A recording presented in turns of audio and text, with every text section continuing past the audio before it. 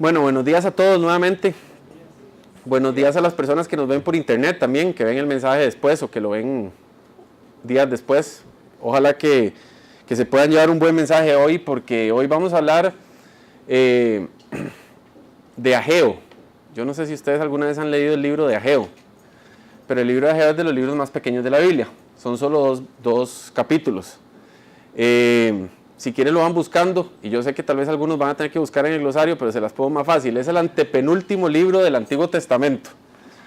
A mí me pasó que se me perdía, no sabía dónde estaba, pues son 2 hojas, literalmente en la Biblia, ¿eh? Entonces es difícil, pero es el antepenúltimo libro del Antiguo Testamento.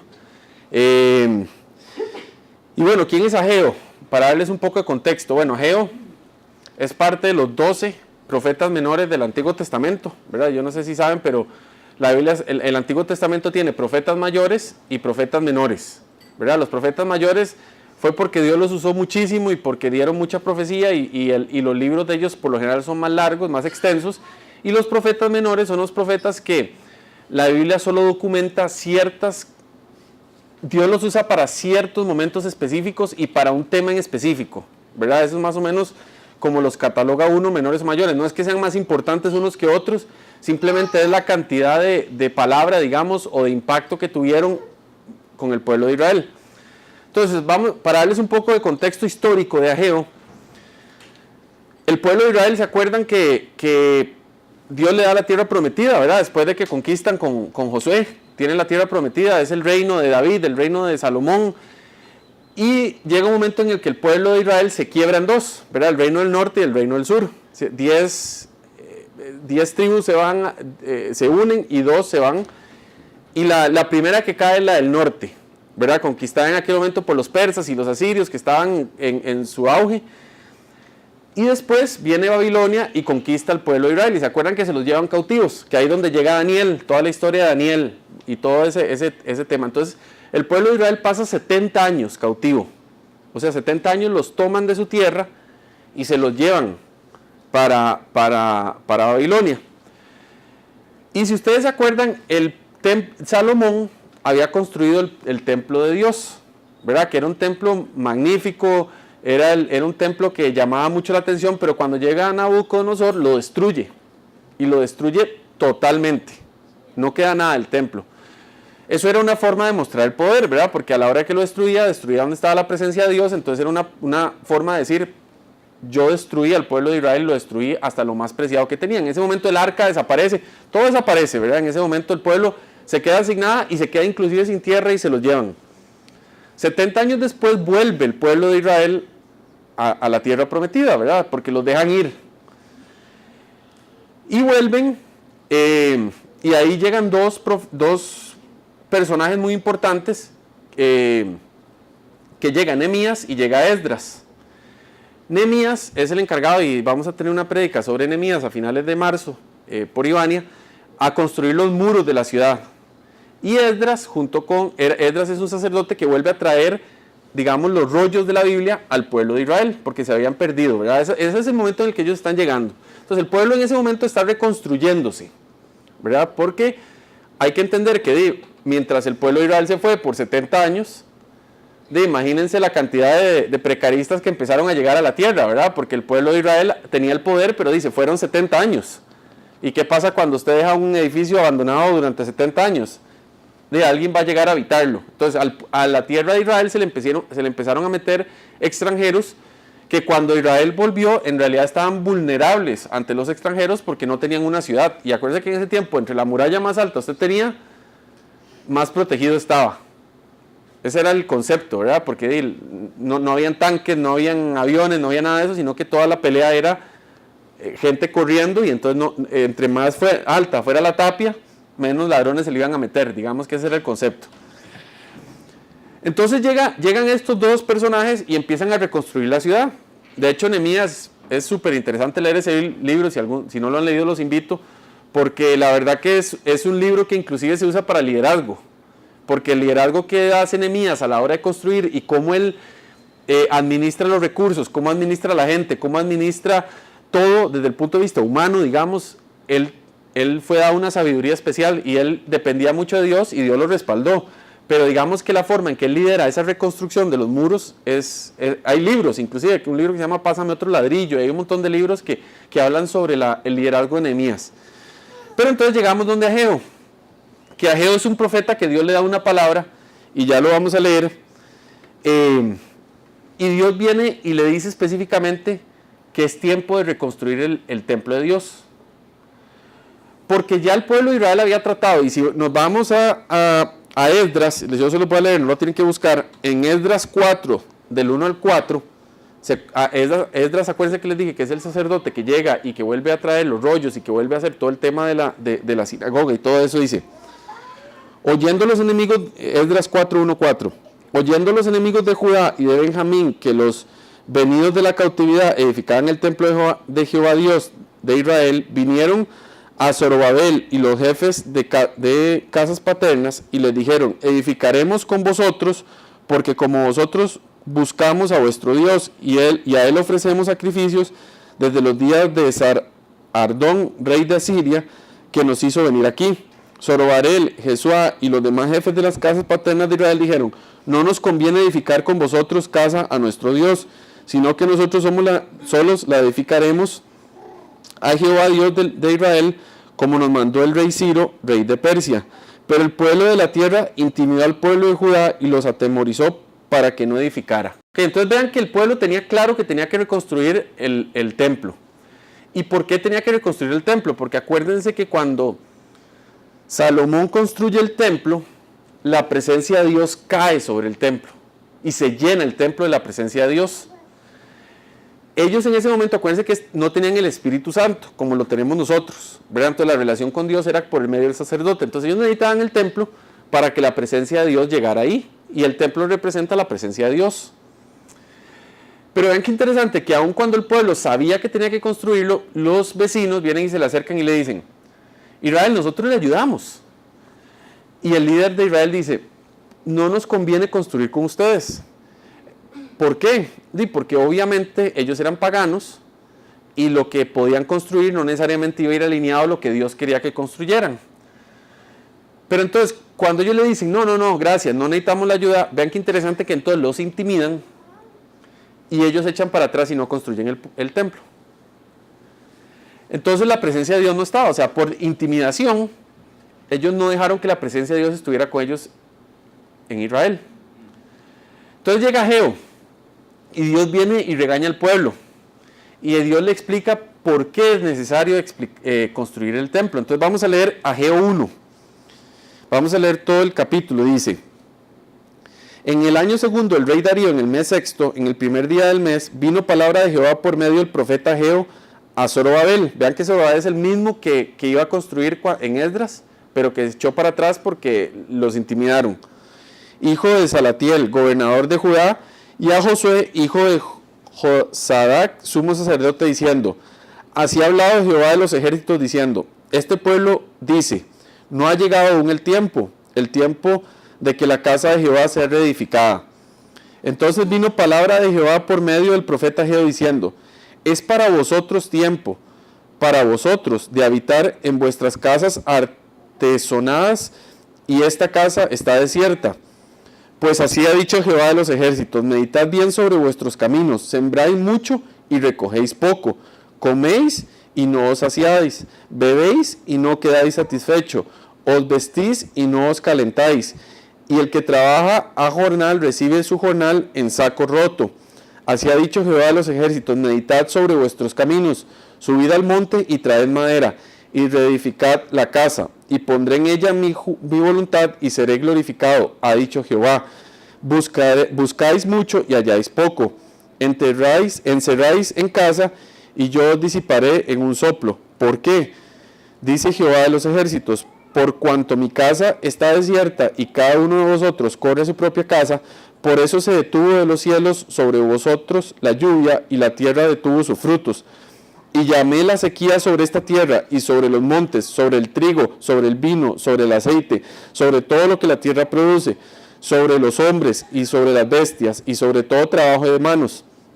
Y oyó Zorobabel, hijo de Salatiel, y Josué, hijo de Josadac, sumo sacerdote, y todo el resto del pueblo la voz de Jehová su Dios y las palabras del profeta Ageo, como le había enviado Jehová a su Dios, y temió el pueblo delante de Jehová. Entonces Ageo, enviado de Jehová, habló por mandato de Jehová al pueblo diciendo: yo estoy con vosotros, dice Jehová. Y despertó Jehová el espíritu de Zorobabel, hijo de Salatiel, gobernador de Judá, y el espíritu de Josué, hijo de Josadac, sumo sacerdote, y el espíritu de todo el resto del pueblo. Y vinieron y trabajaron en la casa de Jehová de los ejércitos, su Dios, en el 24 del mes sexto, en el segundo año del rey Darío. Entonces vean qué interesante. Viene Dios y les dice: pueblo, vean qué interesante es lo que está ocurriendo. Ustedes viven en casas súper artesanales, o sea, se nota que se dedicaron a hacer casas bonitas, pero no han sacado el tiempo para construir mi casa, les dice Dios. Entonces casi que lo que Dios le está diciendo es dónde está su prioridad. Porque su prioridad es o tener una casa buena y usted estar contento, o su prioridad es tener una relación con Dios. Porque son una u otra, es lo que Dios les está diciendo. Entonces Dios les dice: vean, pueblo, y les voy a decir algo. ¿Acaso ustedes creen que es casualidad que siembran y no cosechan, que comen y quedan con hambre, que toman y quedan con sed? Y Dios le dice: porque todo eso ocurre porque yo estoy dejando que ocurra. Porque no es que Dios los está castigando, es que Dios les está dando a entender que aunque nuestra vida es libre albedrío, y eso es cierto, Dios quiere que nosotros tengamos una relación con Él. Y que la bendición va a llegar cuando uno tenga relación con Dios y cuando el templo está construido. La bendición no va a llegar porque yo me dedique a trabajar mucho. Porque nada se mueve si no es por la voluntad de Dios. Y entonces les dice: vayan y traigan madera de los montes. Y claro, habían pasado 70 años, probablemente los árboles se habían reforestado y entonces seguro había mucha madera. Porque cuando el pueblo queda desierto eso, probablemente había mucha madera por donde sacar. Entonces Dios viene y les dice: bueno, vayan y empiecen. Y entonces empieza y dice que enciende el espíritu de los líderes y del pueblo. Y ahí es cuando ellos empiezan a trabajar, ¿verdad? Entonces,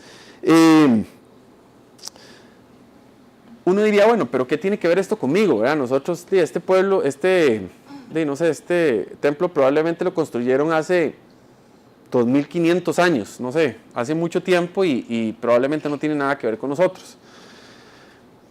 Pero yo creo que Ageo, este mensaje está en la Biblia porque lo que Dios a nosotros nos quiere recordar es que lo primero que tiene que estar en nuestras vidas es la relación con Dios. Que nuestra vida nunca va a estar completa si nosotros no tenemos un templo donde adorar a Dios. Y cuando me refiero a templo no me refiero a un lugar de 4 paredes, me refiero a un lugar donde su corazón. Si usted no tiene un corazón dispuesto a Dios y usted no tiene un corazón en el que usted busca a Dios genuinamente, nosotros siempre vamos a estar buscando algo, porque nunca vamos a estar llenos, porque siempre vamos a tener sed, porque siempre vamos a tener hambre, porque los frutos no nos van a llegar como nos llegaban antes, y eso es porque simplemente la presencia de Dios no está con nosotros. Y yo no sé si usted, y probablemente todos, hemos conocido gente que no conoce a Dios y que probablemente está pasando situaciones difíciles. Y yo no sé si usted, el otro día yo tenía una conversación con alguien que me decía: puña, es que me he empezado a dar cuenta que la vida no puede ser una vida de casualidades. O sea, él es una persona que no cree en Dios y me decía: yo no creo que la vida pueda ser algo que es nada más casualidades, que las cosas nada más ocurran porque ocurren. Y él es una persona muy analítica, entonces me decía: yo tengo que entender qué es lo que está pasando. Entonces yo me he puesto a leer y he tratado de ver y he visto esto y he hecho el otro. Pero dice, hay algo que me está llevando a pensar que existe algo divino, me dice, ¿verdad? Y entonces me pareció curioso porque yo le decía: bueno, mira, yo le empecé a hablar de Dios, obviamente, ¿verdad? Obviamente tengo que hablarle de una forma muy analítica porque él es una persona muy analítica, ¿verdad? Entonces porque cuando uno cuando uno le dice: bueno, es que Dios hizo esto en mi vida, entonces él me dice: ¿y no será que Dios te puso esa idea en la cabeza para que vos tomaras esa decisión? ¿verdad? Porque entonces yo le decía, bueno, es que vieran que a mí una vez se me abrió una oportunidad de trabajo y no tomé esa oportunidad, sino que tomé la que yo estaba esperando y fue por fe que se me abrió la otra. Entonces me dice, ¿y no será que Dios te puso, más bien como la película Inception, ¿verdad? Si la han visto, la película, entonces ¿no será que te puso esa idea y esa idea te la puso antes Dios y que estabas predestinado a tomar la otra decisión? Y yo le decía, no, porque existe el libre albedrío, uno toma la decisión. Él me decía, bueno, sí, lo del libre albedrío tengo que entenderlo. Pero ¿por qué les cuento esto? Porque uno conoce mucha gente que se cansa, aun cuando es muy exitosa o aun cuando considera que es muy feliz. Y dicen, pues ya algo me hace falta. O sea, hay algo en el corazón que hace falta. Hay algo que no les da paz, hay algo que no los sacia, hay algo que por más de que pasan un rato agradable, cuando llegan a la casa en la noche, probablemente están tristes. Porque aun cuando tienen toda la alegría del mundo y todas las sonrisas del mundo, esa sonrisa no llega a quitarle la tristeza. Y era lo mismo que le estaba pasando al pueblo de Israel. El pueblo de Israel probablemente estaba pasando por un vacío en su historia, digamos, en ese momento, en el que probablemente estaban muy esforzados, dándole, poniéndole pecho a la situación, porque acuérdense que los enemigos estaban rodeándolos por todos lados y estaban viendo todo lo que hacía el pueblo de Israel, porque ustedes recuerden algo, este era el pueblo que dominaba esa tierra. Entonces, cuando vuelve el pueblo de Israel, el resto decía, hay que ponerle ojo a estos, porque no podemos dejar que estos se vuelvan a montar porque nos van a volver a conquistar. Porque sabían la historia, por supuesto que la sabían. Entonces, ellos probablemente estaban trabajando, pero algo les faltaba. Y Dios les dice, ese algo es porque ustedes no han construido el templo y no han buscado mi presencia. Y esa sequía, todo eso que ustedes han tenido que luchar con... Imagínense, Dios les dice, yo les mandé sequía. ¿Cómo creen que se luchaba para cultivar y que la sequía no los afectara? Probablemente jalando cubetas. Y probablemente eran muchos kilómetros de jalar cubetas. No era como ahora que uno abre el tubo y con la manguera está ahí, o como en Cañas, que están esos canales para irrigar por todos lados, ¿verdad? Eso no existía. Ahí era mucho esfuerzo. Entonces viene Dios y les dice, construyan el pueblo, porque yo estoy con ustedes, pero tienen que darme mi lugar.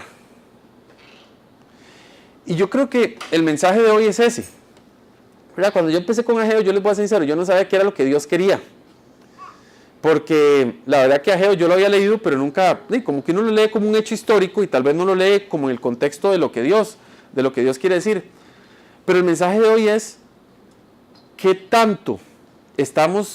dos cosas, ¿qué tanto estamos dándole lugar nosotros a Dios en nuestras vidas? ¿Tiene Dios un lugar privilegiado?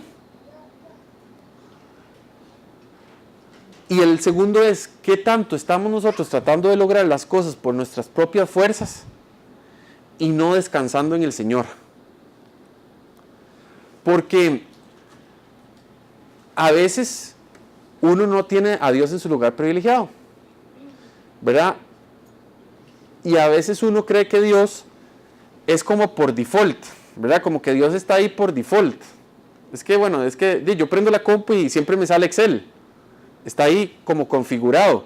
Uno cree que Dios en la vida de uno está como configurado, como que Dios ahí está y siempre va a estar, y Dios siempre va a estar.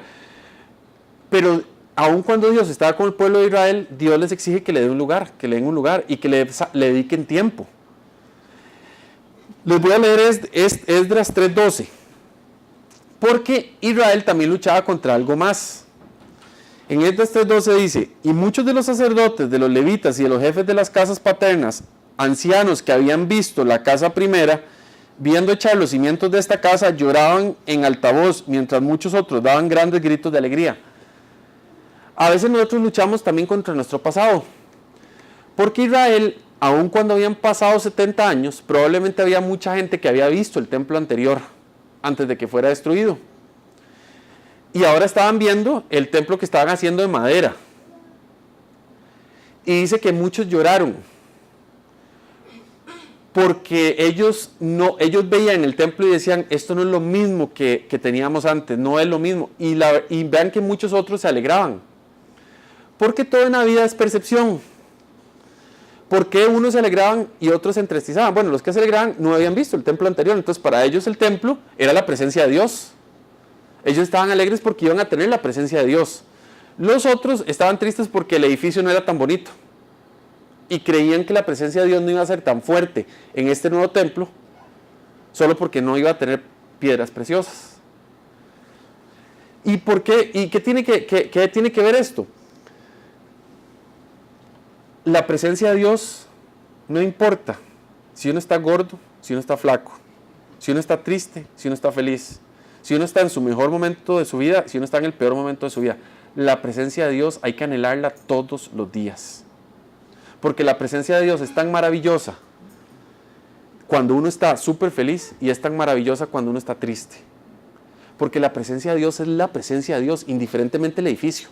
Usted puede estar ante la presencia de Dios viendo el atardecer más bonito del mundo, pero usted puede estar bañándose en la ducha más pequeña con agua fría, que si usted está con la presencia de Dios es igual, porque su espíritu se va a llenar del Espíritu Santo y es lo mismo. Lo que pasa es que nosotros muchas veces entramos en la excusa de, puña Dios, es que yo estoy esperando el momento ideal para orar. Dios, es que yo necesito que no haya nadie en mi casa. Es más, ni un zancudo, Dios, porque en el momento que hay un zancudo yo ya pierdo la concentración, y ese es del diablo, ese zancudo que me pone porque pierdo la concentración. Los vecinos tienen que estar callados, no pueden haber perros, tengo que estar en un momento totalmente conectado. Esos son excusas al final. Porque la presencia, sí, claro que por supuesto a veces uno quiere estar en silencio con Dios y quiere estar a solas, por supuesto. Pero la presencia de Dios no es un lugar, no es un momento, no es una situación. La presencia de Dios es uno con Dios hablando y teniendo esa relación. Y eso era lo que le pasaba al pueblo de Israel. Que el pueblo de Israel quería tener la mega ciudad lista y después llegar y decir, ahora sí hagamos el templo para que Dios se sienta digno. Porque ese era el pensamiento de los antiguos. Hasta que Dios viene y les dice, no, están equivocados. No es que usted tenga el super trabajo, no es que usted esté contento, no es que usted esté sano, no es que usted esté alegre, no es que usted todos los días se levante y cuando ya lleve 3 semanas de sentirse bien, usted dice, ahora sí, me toca hablar con Dios porque ya todo se fue y ya estoy listo. Y no es tampoco el otro extremo, no es estar triste, no es estar sin trabajo, no es estar enfermo para buscar la presencia de Dios. La presencia de Dios se busca siempre.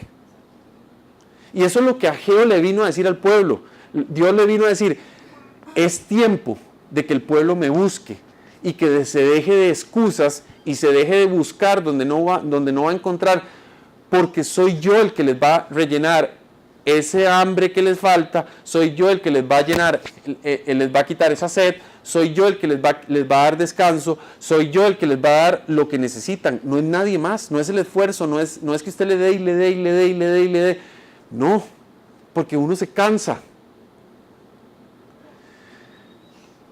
Nosotros, y a todos nos pasa, nosotros a veces caemos en malas situaciones, ¿verdad? A veces caemos en buenas situaciones. Y es interesante porque a veces uno cuando cae en una mala situación, uno tiende a alejarse de Dios. Puede ser por pena, puede ser o cae en pecado, puede ser por vergüenza, puede ser porque usted dice, no, yo tengo que salir de esto solo y yo lo voy a hacer y yo lo voy a lograr, porque usted tal vez la fe se le va y solo ve la situación y quiere arreglar la situación y todo lo demás no lo puede arreglar. Pero Dios lo que le está diciendo a esta gente es, no, mi presencia es lo más importante, antes de todo lo demás. Porque en Ageo 2, no lo vamos a leer ahorita, pero él les dice, yo soy el dueño del oro y la plata. O sea, yo soy el que me hago cargo de todo. Y los exhorta por otras cosas, pero él les dice, yo me hago cargo de todo y yo los voy a cuidar. Pero no se les olvide quién es el dueño de todo. Porque en el momento que a ustedes se les empieza a olvidar, entonces empezamos a caminar por nuestras propias fuerzas.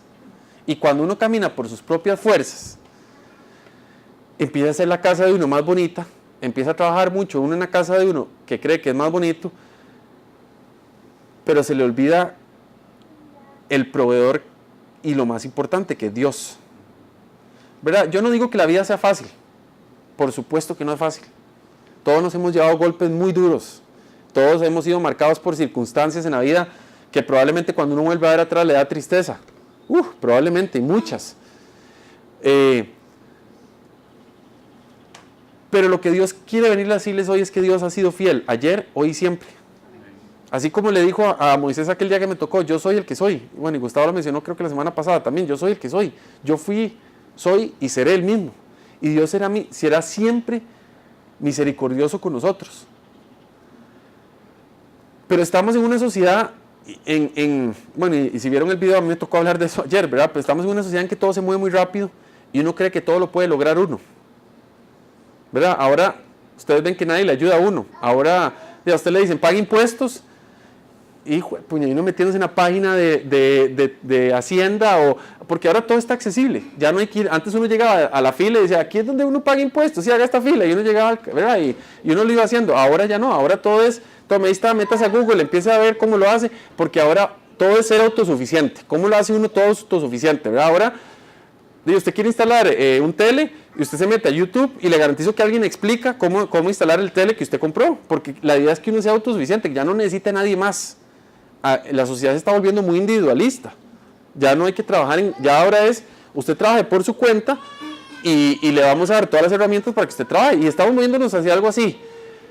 Pero eso también trae riesgos, porque es que nos estamos moviendo en una sociedad en la que nosotros estamos diciendo, ya no dependemos de Dios. Ya no hay temor de Dios, y digo temor reverente, ¿verdad? No digo temor de que Dios tire un rayo y nos va a matar. Digo temor reverente, porque uno tiene que tener temor reverente con Dios, ¿verdad? Y temor reverente es como cuando usted habla con alguien mayor, usted no va y le dice, ¿qué dice, madre? Todo tranquilo, ¿cómo va todo, weón? ¿Todo bien, madre? Usted no le dice así a su abuelo o su abuela o a alguien mayor o a su jefe. Usted llega con reverencia y le dice, hey, ¿cómo está? Bueno, es lo mismo. Estamos moviéndonos hacia una sociedad tan individualista, donde todo es tan público, que uno ya ahora tiene que vender una idea de cómo es uno, ¿verdad? Yo no sé si a ustedes les ha pasado, pero hoy lo leí, por cierto, en Twitter pone alguien, ojalá yo fuera tan feliz como todo el mundo en redes sociales, pone alguien, y le responde una amiga, sí, ¿verdad? En redes sociales todo el mundo se ve feliz, ¿verdad? Y le pone un signo de pregunta. Bueno, es que ahora entramos en una sociedad en la que usted tiene que demostrar que usted es feliz, porque si usted no es feliz, no sé, se ve mal, ¿verdad? Pero la vida es dura. La vida es durísima. Y vean, probablemente si los israelitas hubieran tenido redes sociales en ese momento, todos estarían tomándose fotos en Facebook en la casa, que era la parte bonita de ellos. Todos probablemente enseñando todos así en el muro, ¿verdad? Todos felices, pero nadie probablemente se hubiera ido a tomar una foto a la iglesia, al templo, porque el templo era de madera. Y todos hubieran dicho, ¡y qué feo! Probablemente en los tiempos de Salomón, más bien hubiera sido al revés, todo el mundo estaría haciendo fotos grupales en el templo porque era lindísimo.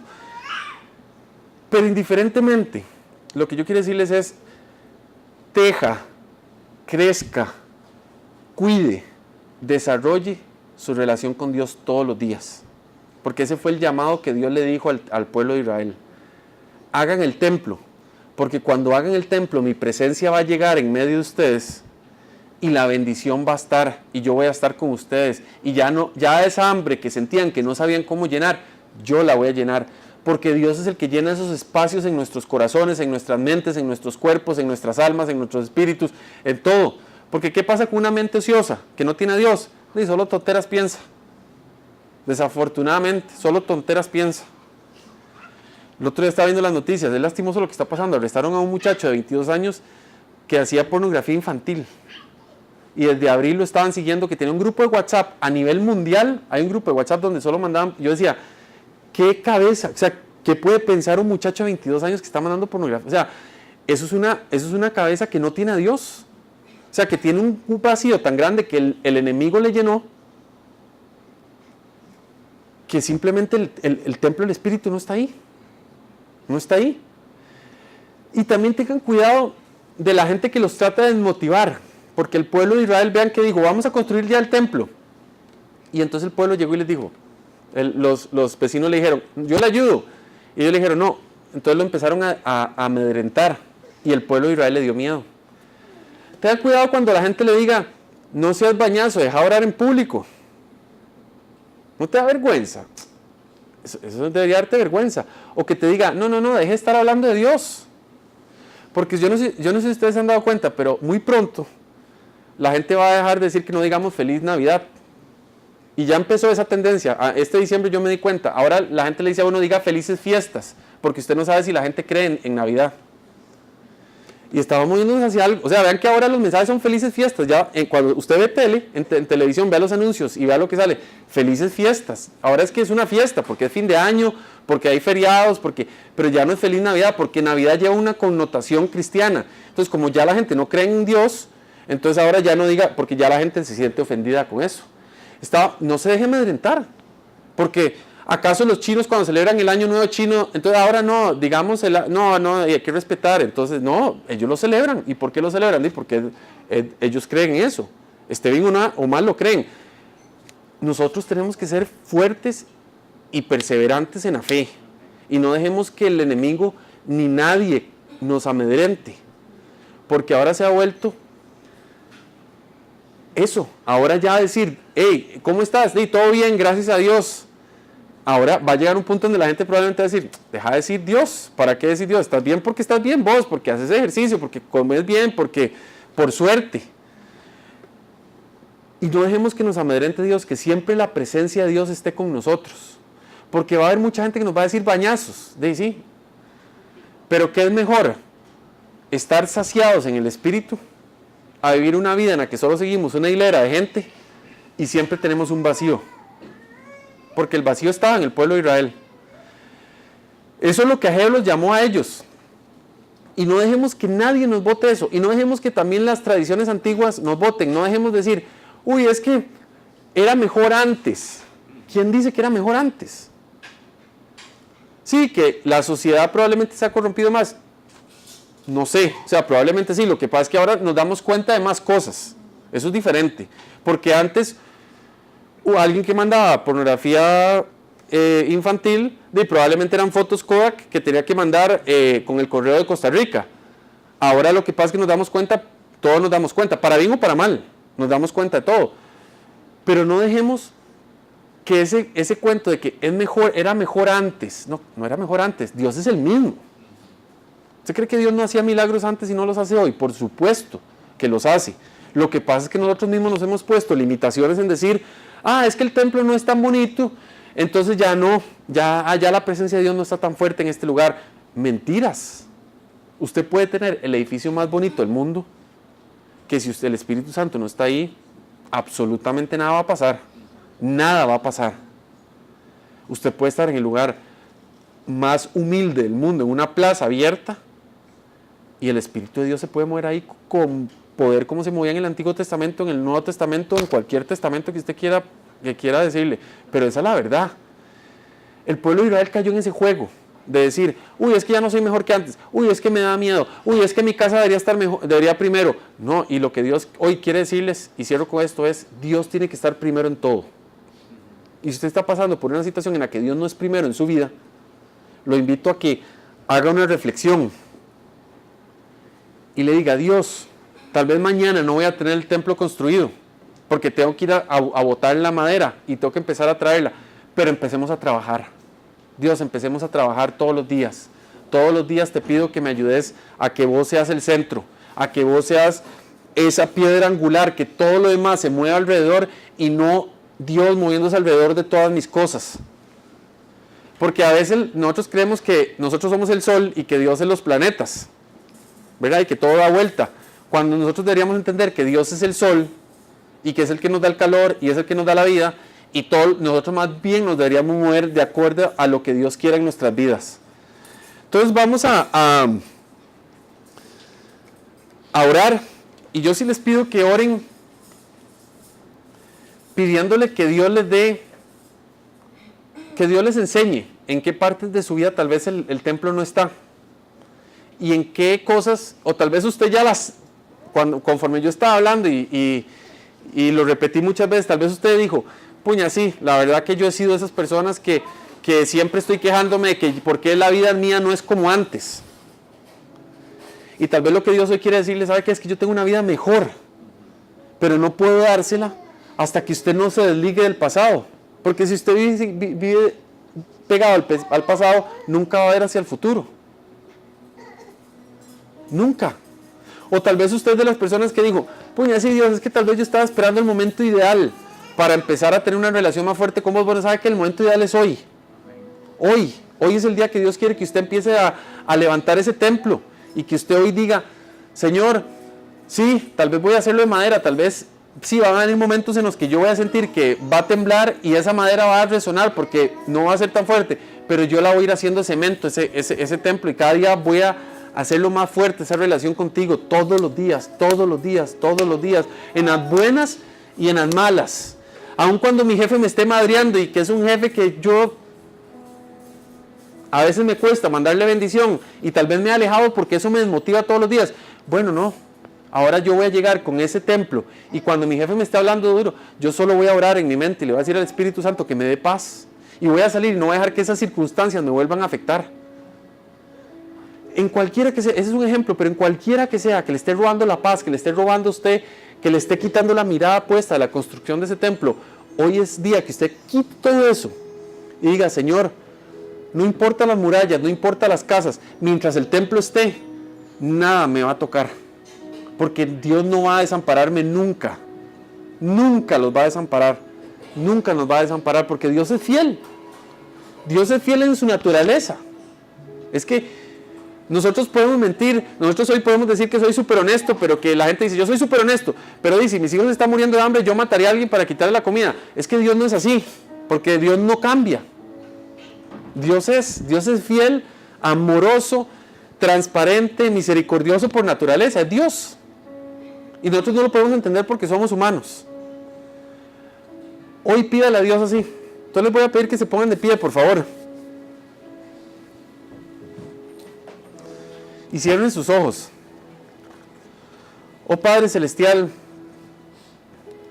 hoy venimos delante tuyo, Señor, para darte gracias por este día, Señor.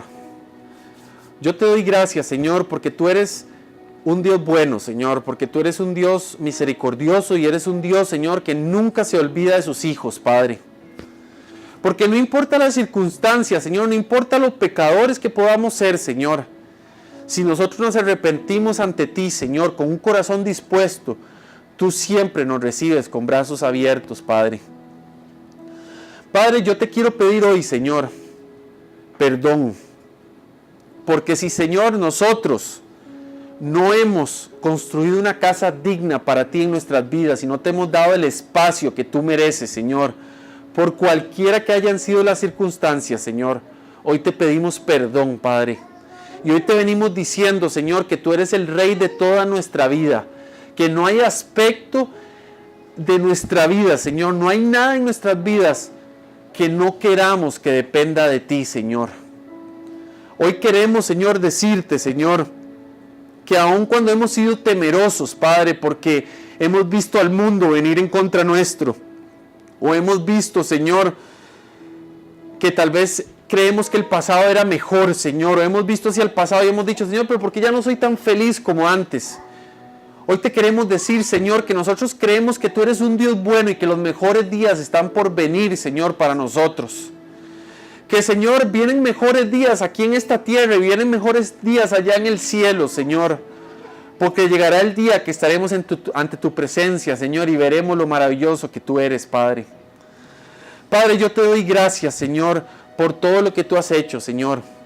Y, Señor, si hemos estado buscando o hemos puesto nuestra esperanza en ciertas cosas que no eres tú, Señor, hoy también te pedimos perdón, Señor. Si nuestro corazón, nuestro estómago, nuestra mente, nuestra alma ha estado, Señor, viendo esperanza donde no tiene que estar, Señor, te pedimos perdón, Padre. Porque, Señor, tú eres nuestro foco y tú eres en quien tenemos que enfocarnos. Y todo lo demás, Señor, tú lo traerás por añadidura, Señor. Porque tú eres un Dios bueno, Señor. Tú eres un Dios maravilloso, Señor. Que trajiste a Ageo solo para traer un mensaje a su pueblo. Y fue un mensaje, Señor, de exhortación, pero a la misma vez fue un mensaje de esperanza, Señor. Porque tú le dijiste, pueblo mío, estaré con ustedes todos los días, Señor. Y así ha sido con el pueblo de Israel y así ha sido con nosotros, Señor. Y yo te doy gracias por eso, Padre. Yo te doy gracias, Señor, porque tú nos proteges, Señor. Porque tú nos cuidas. Pero lo único que tú pides de nosotros es que tengamos una relación contigo, Señor. Y esa es nuestra parte, Señor. Eso es lo que nos toca a nosotros, Señor. Dejar de ver a nuestro lado, dejar de ver las circunstancias, dejar de ver a las personas que nos rodean, dejar de ver, Señor, lo que tenemos o lo que no tenemos. Es tener una relación contigo y de verdad creer que nuestra vida, nuestra esperanza y todo lo que somos depende de ti, Señor, y de nadie más. Que nuestra felicidad, que nuestra sanidad, que nuestra paz depende de ti, Señor. Porque ese eres tú, Señor, eres ese Dios maravilloso que para ti no hay nada imposible, Señor. Gracias, Señor, por todo. Gracias, Señor, porque hoy se rompen cadenas, Señor, que nos han limitado a poder construir ese templo, Señor. Hoy se rompen paradigmas, Señor. Hoy se rompen pensamientos mentirosos, Señor, de que yo tengo que tener una vida aparentemente feliz. No, no, Señor, es que vamos a tener una vida feliz, Señor, porque tú estás con nosotros, Señor. Porque tú eres un Dios de felicidad, no eres un Dios de miseria, Señor. Tú eres un Dios que trae felicidad, Señor, y no trae más que felicidad, Padre. Así que, Señor, hoy declaramos que nosotros no estamos ligados, ni estamos predestinados a nada, Señor. Nosotros estamos, lo único que tenemos seguro, Señor, es que tenemos el cielo garantizado, Padre, porque tenemos a Jesús en nuestro corazón, Señor. Pero todo lo demás, Señor, tú eres el Rey y el dueño de las circunstancias, Señor. Así que si ha venido mentira a nuestras vidas, Señor, de que tenemos que mantenernos en este estado de tristeza, o en este estado de pobrecitos, o en este estado de mendigar, Señor, hoy yo te digo, Señor, hoy decimos, Señor, que se rompe ese pensamiento, Señor, en el nombre de Jesús se rompe, y que no importa la edad, no importa el tiempo, el Señor hoy declara, Señor, que hoy declaramos que hay felicidad en este lugar, Señor, y que hay esperanza, y que hay, Señor, paz. Hay paz sobre todas las cosas, Señor, porque va a haber gozo del Espíritu en nuestras vidas. En todo lo que hagamos va a haber gozo, Señor. Yo te doy gracias por eso, Señor. Yo te doy gracias, Padre Celestial, por todo. Y yo declaro que esta iglesia será una iglesia gozosa, Señor. Que cuando la gente nos vea, Señor, dirá que tienen ellos, Señor. Y es gozo, porque no importa las noticias que salgan en la nación, no importa lo que salga en internet, no importa lo que salga en las redes sociales, Señor, nuestra esperanza y nuestra alegría está puesta en ti, Señor. Y nosotros creemos que tú tienes todo bajo control, Padre. Gracias te doy por todo, Señor, y te pongo todo en tus manos, Señor. Yo te pongo todo en tus manos, Señor, y que tomes control de todo, Señor. En el nombre de Cristo Jesús. Amén y amén.